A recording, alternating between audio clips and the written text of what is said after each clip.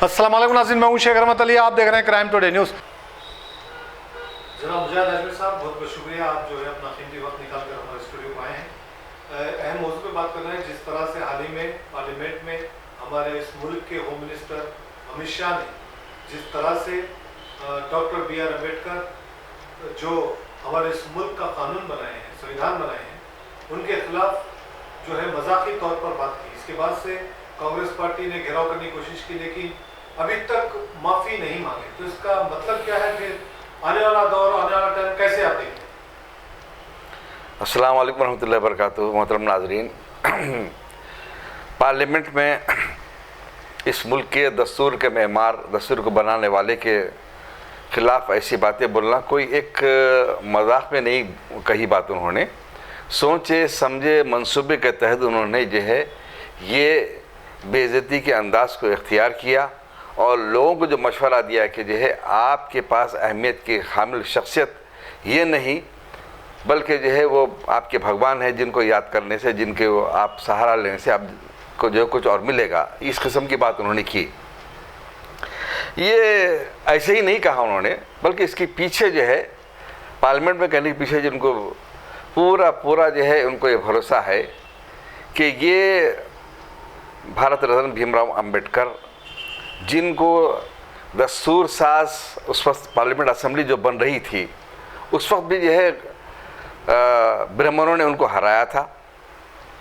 तो वो उस वक्त के मुसलमानों ने उनको, मुस्लिम लीग के जो है एक MP जो दस्तूर साज असेंबली के जो है रुकन थे, उन्होंने इस्तीफ़ा दिया। इस्तीफ़ा देकर फिर वहाँ से अंबेडकर साहब को वहाँ पर टिकट देकर वहाँ से जितवा कर उनको भेजे, वहाँ पर असेंबली में भेजा और मुकम्मल तायद की उनकी, ताकि जो है ये इस मुल्क का दस्तूर जो है सही अंदाज से, सही ढंग से बन सके। तो आखिर ये दुश्मनी क्यों थी कि ब्राह्मणों ने आखिर साजिश करके जो है एक उसी हिंदू मज़हब के मानने वाले आदमी को कानून साज जो है, जो असेंबली जो पार्लियामेंट जो बन, दस्तूर जो बन रहा था उसमें आने से रोकने की कोशिश की, हराया। इसके पीछे क्या राज है? क्यों अपने मज़हब के आदमी से उनको दुश्मनी क्यों है? हाँ, उसकी वजह यह है कि हिंदू मज़हब की बुनियादी वर्ण व्यवस्था पर है कि आला ज़ात और अदना ज़ात पर है। तो जो है उस वक्त जो हज़ारों सालों से निचली ज़ात के हिंदुओं पर खुद हिंदुओं के मजहबी किताबों के उसूलों की बुनियाद पर उन पर जुल्म ढाया जाता था। जुल्म का सिलसिला था। कोई जो है मुसलमान जुल्म पर जुल्म नहीं ढाते थे, कोई जो अंग्रेज़ उन पर जुल्म ढा नहीं रहे थे। खुद कौन ढा रहा था जुल्म? उनका अपना मज़हब, उनके अपने मज़हब के मानने वालों की किताबों की उसूलों के बुनियाद पर यह जुल्म ढाया जाता था। उनको यह इस बात का हासिल नहीं था कि वो इल्म हासिल कर सकें, कपड़े पहन सकें, चप्पल पहन सकें, आम इंसानों की तरह वो बस्ती में रह सके। तमाम मज़ालिम दुनिया वाकिफ़ है इससे, वर्ण व्यवस्था से। अगर मैं कहूँ तो बात लंबी हो जाएगी कि उनको जो है आला ज़ात की बस्तियों में आने के लिए कमर में झाड़ू बांधकर, हाथ में घंटा लेकर जो गले में लोट के लटका कर लाना पड़ता था। ये कोई जो है मुसलमानों के मज़ालिम नहीं थे, ना अंग्रेज़ों के मज़ालिम थे, ना किसी, ये तो खुद अपने मज़हब के मज़ालिम थे। और इसलिए कहा यह जाता है कि हर अक्लमंद आदमी जो है नादान आदमी को अपना शिकार बना लिया करता है। तो वही शिकार जो है उस वक्त वो हिंदू होते रहे और उतने मज़ालिम सहने के बावजूद भी उस मज़हब का क्यों हिस्सा रहे वही बेहतर जानते हैं। क्यों हैं आज भी वही बेहतर जानते हैं। लेकिन जब उनको इन मज़ालिम से छुटकारा दिलाने के लिए जब एक दस्तूर बना, इसी वजह से हमारे निचली ज़ात के लोगों को, आम लोगों की इंसानों की तरह रहने बसने का, बस्तियों में उनको हक़ मिला, पढ़ने का हक़ मिला। रिजर्वेशन की वजह से जो उनको जो है मुलाजिमत मिली, उनकी माशी हालत अच्छी है, पढ़ने का उनको हक़ मिला, सब कुछ जो उनको सोचने समझने की सलाहियत पैदा हुई। ये जो है बात हिंदू धर्म के जो है उन आला लोगों के ज़ात के लोगों के लिए हज़म नहीं हो रही थी, बड़ी तकलीफ़ उनको हो रही थी। तो लिहाजा जो है उन्होंने एक खेल खेला कि सिर्फ मैं समझता हूँ कि 50 साल के अरसे में, 50 साल, उनकी कोशिश तो 100 साल से चल रही है, लेकिन 50 साल के अरसे से जो कोशिश करते रहे, आगे बढ़ाते, अपने आप बड़ी तेज़ी से ख़त्म बढ़ाते रहे और 2014 के बाद बड़ी तेज़ी से ख़त्म उन्होंने बढ़ाया है। वो क्या? इस्लाम दुश्मनी की ऑक्सीजन पर उन्होंने निचली ज़ात के लोगों को अपना ग़ुलाम, जो पहले से ग़ुलाम थे, ज़हनी ग़ुलाम थे, और आज मज़ीद ग़ुलाम बना लिया। ऐसा गुलाम बना लिया कि इस जो है धड़ल्ले से पूरे एतमाद के साथ अमित शाह ने ये कहा कि जो है अम्बेडकर के नाम लेने से आपको क्या मिलता है। मैंने उनको पूरा इस बात का यकीन है, हमने निचली जात के लोग हमने अपना गुलाम बना कर रखा है। अरे बड़ी जात के सब लोग RSS में उनको खपा दिया है, विश्व हिंदू परिषद का उन्होंने रुकन बना दिया है, बजरंग दल का रुकन बना दिया, मुख्तलिफ तंजीमें बनाकर हमने उनको अपना गुलाम बना कर रखा है। वो अम्बेडकर के मानने वाले कहाँ हैं? हाँ, चंद लोग ज़रूर मिल जाएंगे अम्बेडकर के नाम लेने वाले, लेकर अपनी दुकानें चलाकर कुछ जो है रकम हासिल करने वाले लोग हैं, लेकिन अम्बेडकर की आइडियोलॉजी से जो है वो कतई जो है मुत्तफिक नहीं है, उसको आज मानने वाले नहीं है। पूरा यकीन और एतमाद आज अमित शाह को और BJP को है। क्यों? अगर जो है उनको यकीन ना होता तो यह ऐसी बात तो जो है पार्लियामेंट में नहीं कहते। उनको जो है हिंदू राष्ट्र तश्कील देने के लिए जिस ताकत की ज़रूरत थी वो इन्हीं तरीक़ों की वजह से तो मिली है ना।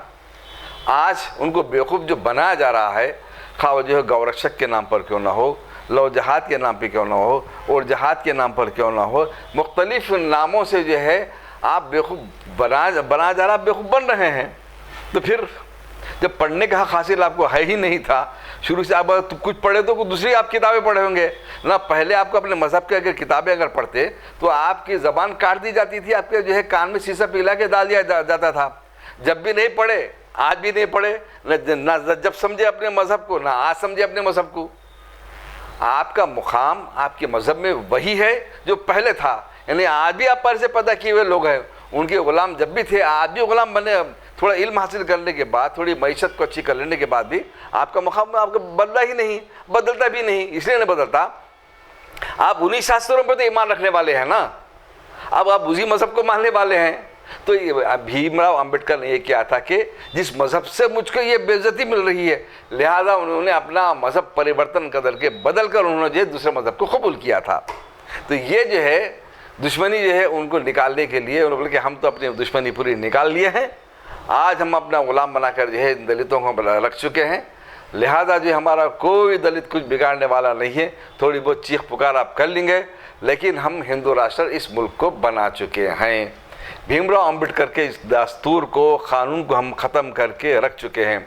आज दुनिया ये देख रही है कि आज पुलिस क़ानून के मुताबिक काम नहीं करती, लेकिन जो है गुंडों की तरह, RSS के संघ परिवार के जो गुंडों की तरह खेलन जो है वो अपनी ड्यूटी कर रही है।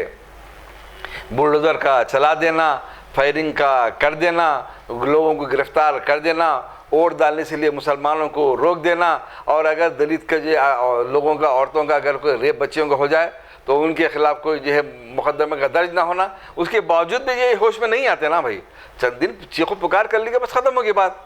इनको हिंदुत्व का, इस्लाम दुश्मनी का ऐसा नशा पिला दिया गया है, तो फिर जो है यकीनन बेवकूफ़ अक्लमंद की ग़िज़ा होता है। आप जब ग़िज़ा बन चुके हैं तो आप क्या हासिल करेंगे? अब ये मुल्क हिंदू राष्ट्र बन चुका है, पुलिस की तरफ से, अदालत की तरफ से क्या आपको इंसाफ मिल रहा है? क्या कानून के मुताबिक काम हो रहा है? बस आपको ड्यूटी पर लगा दिया गया कि जो है जो भी मस्जिद है अपनी मशहूर होने के लिए, हिंदू अपने आप को साबित करने के लिए मस्जिद पर दावा कर दो कि फ़लाने भगवान मानते तो आप हिंदू बन जाते हैं। लेकिन ऐसा करने से क्या आपकी हैसियत बदल जाती है? आप वही पर से पैदा किए गए रहोगे ना। उनके जब भी आप ब्राह्मणों के ग़ुलाम थे, आज भी ब्राह्मणों के ग़ुलाम ही रहोगे। इस एतमाद और यकीन की बुनियाद पर अमित शाह ने ऐसा कहा है कि वो जो है हमको कुछ बिगड़ने वाला नहीं है, इसलिए ये है ये आज ये मुल्क हिंदू राष्ट्र बन चुका है।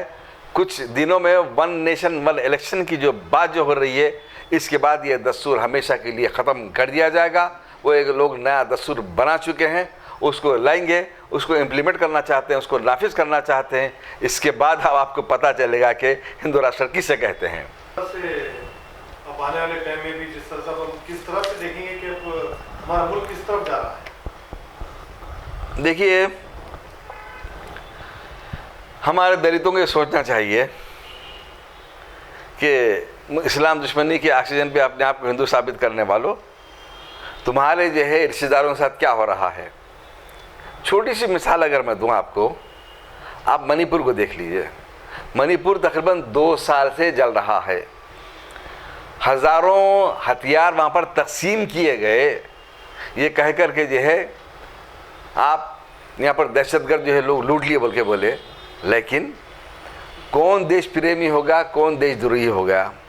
उस मणिपुर में वो लोग जो इस अपनी इख्तियार से, अपनी आज़ादी से, इस भीमराव अंबेडकर ने जो है आज़ादी दी थी दस्तूर के तहत, उसको इस्तेमाल करते हुए उन लोगों ने ये काम ये किया था कि उसमें से कुछ लोग हिंदू मज़हब को छोड़कर क्रिश्चियन बन गए, ईसाई बन गए। आज आपने क्या किया? उनको देशद्रोही करार दिया, और जो लोग जो हिंदू मज़हब में जो बाकी थे उनको देश प्रेमी करार देके उनको हथियार दे दिए। कहा कि ये आप अब जो लोग आपके रिश्तेदार हैं, किसी का चचा है, किसी का भाई है, किसी का खालू है, किसी का फूफा है, कोई जो कुछ भी रिश्तेदार हैं, उन लोगों को आप मारो, मार के आप धर्म की सेवा करो। आप जो 2 साल से आपके अपने ही खून का आप कत्ल कर रहे हैं, आप बेवकूफ़ बन रहे हैं, कत्ल आपका हो रहा है, फिर वो भी पलट के आपको मार रहे हैं, आप मर रहे हैं। तो फिर उसमें जो है 2 साल से जो है यानी आपके हिंदुत्व के जो है अच्छे वज़ीर दाखिला को, आपके अमित शाह को, और जो है वज़ीर आज़म जो है नरेंद्र मोदी को वहाँ जाके जो है दौरा करने का वक्त मिला, मौका मिला। दूसरे मुल्कों तो ज़रूर जा रहे हैं, लेकिन इतना सोच समझ आपको आइए कब? आप समझना ही जब नहीं चाहते, अब जो है आप ये समझ ले के बैठे कि जो है मुसलमानों ने ऐसा किया, इस्लाम ऐसा किया। जब तक मुसलमान इस मुल्क में थे, 600-800 साल तक हुकूमत जब थी, जब को आप कोई जो है जुल्म नहीं हुआ, फिर आपके जुल्म का हुआ ये तो सोचो। वो जब हिंदू राजा थे, जब आप पर जुल्म होता था, तो इतना आप सोचने समझने की जब तक आप सब पे सलाहियत नहीं है, तो फिर जो है आप जो है आपको रिजर्वेशन है। क्यों? जब आप कितने 52%, 85% मुसलमान जब इस मुल्क के जो है निचले तबकात के जब लोग अगर हैं, हुकूमत किसकी होना चाहिए था? आपकी होना चाहिए था। फिर हुकूमत किसकी है? डोमिनेशन किसका है? इख्तिदार किसका है? इतने सोचने की आप पास सलाहियत रहे तो आप सोचेंगे ना। आप जो है अब इस बात का जो है मुतालबा करते हैं आप कि जो है अगर सेकुलर जो है चंद्रबाबू नायडू है, नीतीश कुमार अगर है, तो जब जो है भीमराव अंबेडकर के खिलाफ जैसी जो है बेइज्जती जब की गई पार्लियामेंट में, तो फौरी आप उनसे मुतालबा करो कि अब अपनी ताई जो है उस हुकूमत से वापस ले लो, जो हुकूमत को गिरा दो बोल के बोलो आप। ये तो बोलने की आपस में मत है नहीं। आप जो है अगर वाकई आपको जो है जिससे आपके ज़ात पर एहसान करने वाले, आपको इंसानों की तरह जीने का हक दिलाने वाले, हिंदू मज़हब के मजालिम से आपको नजात दिला के इस कॉन्स्टिट्यूशन से आपको इंसान की तरह इस मुल्क में जीने का हक दिलाने वाले अम्बेडकर के ख़िलाफ़ आप जो है आप जो इतने एहसान फरामोश है कि जो कि आप उनको भूल गए, फिर उन्हीं का शिकार होगा जो आपके ऊपर जुल्म करते हैं। तो आपकी ज़रूरत इस बात की है कि आप पहले अपने अक़ल का इस्तेमाल करें। कौन आपका दोस्त है, कौन आपका दुश्मन है, पहले आप इसको समझें। अगर समझ में आ गया आपको, तो फिर जो है अगर दुश्मन को न समझ सके, तो फिर आप जो है इस रूए ज़मीन पर इंसानों की तरफ से ज़िंदगी गुजार सकोगे। वरना जो हशर आपको जो है मणिपुर में जो हो रहा है, सारे मुल्क में आपका वो हशर किया जाएगा, वह अंजाम होगा। फिर आपको उसी नशे में रहेंगे, फिर से जो है वही आपका अंजाम होगा। फिर आपके गले में झाड़ू बांध, आपकी कमर में झाड़ू बांध दी जाएगी, गले में लुट्टी आ जाएगी, हाथ में घंटा आ जाएगा, वही आपका हशर होने वाला है।